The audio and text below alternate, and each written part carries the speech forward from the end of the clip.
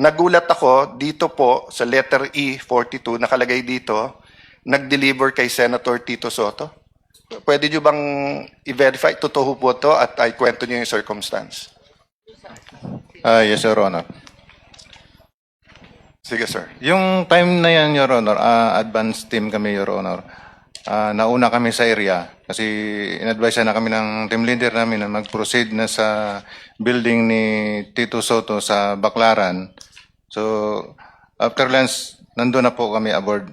Ngayon, nag-aantay kami na dumating sila ni Boss Saldi. Kalau na dumating sila, ngayon, na okay na yung area, nariko na namin. Pagdating nila, na ako nag-guide po doon sa baba. Parang may basement sa gilid po. Ngayon, dumiretso yung limo ni Boss, umikot. Tapos nag-drop off.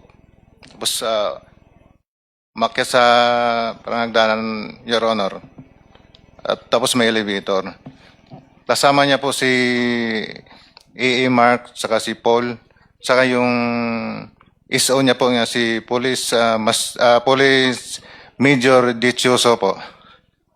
Tapos noon, pasakay siya sa elevator, may pagbukas ng elevator, may nagsalubong po doon. Sumakay sila. Tapos yung malita po na dala po namin, na dala po ng mga kasama ko, tulak-tulak po nila yung dalawa, hinabol ko yung dalawa, at sinambay po sa elevator. Tapos yung the rest po na ibang malita, hindi po nakahabol. Nauna na po, akyat sa taas po. Anong dineliver nyo? Pera? Pera po. Alam mo magkano? Large po, malaki. Large, ang large usually ang laman ay 40 to 70 po. so ilan ang dineliver? 40 to 70 po yung So isang laman isang po. maleta lang. 5 po, 5. 5 maleta na Opo. tig 40. Yes, Your Honor. Yeah. So more or less kailan to? Siya again, Your Honor. More or less kailan? Kailan? When?